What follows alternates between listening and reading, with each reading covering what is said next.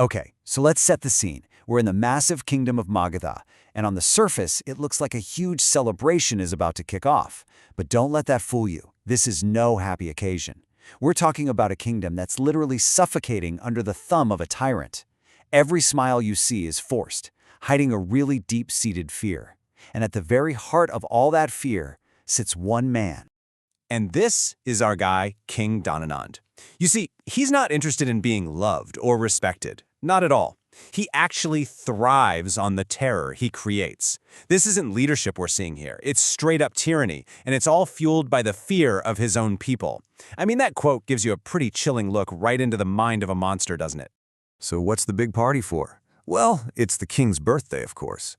And he's demanded that the entire kingdom show up and celebrate him. Every single citizen has to be there, has to pay homage. He thinks this big command performance is going to show off his power, but what he doesn't realize is that he's accidentally creating the perfect storm for the very people who want to take him down.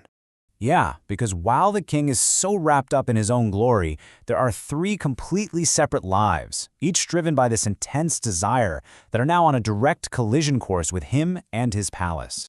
First up, we've got two different missions for payback. And the crazy part is, they're running parallel to each other, but neither one knows the other exists. One is born from this really personal, deep suffering, and the other comes from a sense of patriotic duty to save the entire nation. So let's break this down. On one side, you've got Maurya. She was a queen, and now she's a slave. Her quest for vengeance is as personal as it gets. It's about survival, sure, but it's really about revenge through the son she was forced to abandon. And then on the other side, you've got the wise sage, Chanakya. His mission? It's all ideological. He sees that Magadha is sick, it's rotting from the inside, and he's searching for the cure, a true leader who can unite the people.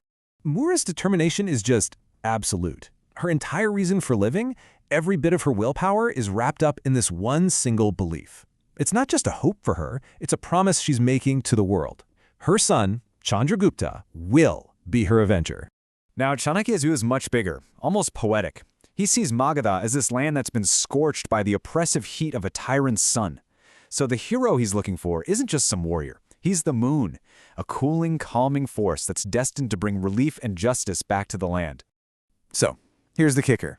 The guy at the very center of Muzara's vow and Chanakya's prophecy, he has absolutely no idea about any of this. He isn't thinking about saving a kingdom or fulfilling some grand destiny. No, his world is way, way smaller and a whole lot more brutal. And this brings us to Chandragupta himself. See, his quest isn't for a crown or for glory, it's for something much more basic, his own freedom. And the only way he can get it is through this incredibly risky, high-stakes bargain. 100 gauges. That's the price he was sold for as a slave, and he believes his own mother is the one who put that price on his head. So for him, this number isn't just a debt, it's the symbol of his abandonment, and it's what fuels this fierce need to prove his own worth. He actually gets a chance to just run for it, to escape. But his pride, his sense of honor just won't let him do it. He insists on earning his freedom by paying back that debt. He's not just going to steal his freedom back. Only after he's paid the price will he go and confront the mother he thinks sold him. So what's the bargain? Simple, but insane. To repay those 100 gauges and finally be free, he has to pull off the heist of a lifetime, steal a tribute chariot packed with expensive gifts for King Dhananand right from the middle of the king's own birthday bash. And this is where you really see that Chandragupta is more than just some tough slave. He is a brilliant strategist. I mean, anybody could try to sneak in at night, right? But he sees the problem with that. At night, the guards are expecting trouble. But during the day, in the middle of all the noise and chaos of the celebration, he can use the crowd itself as his cover and as his weapon. It's genius. His plan is just a masterclass in how to use chaos to your advantage. It happens in 3 basic steps. First, get into position. Everyone knows their job. Second, create mayhem. He starts a panic on purpose to create the perfect diversion. And third, distract and divide. He doesn't just steal the one chariot. He sends out decoys to split up the king's soldiers and guarantee his own getaway. And so here we are, the collision course. The king's self-indulgent birthday party has become the flashpoint, the exact spot where these 3 totally separate destinies are about to slam into each other and be forged into one single story. Just think about it. You've got Maurya, desperately searching the crowd for a young man wearing a specific bracelet.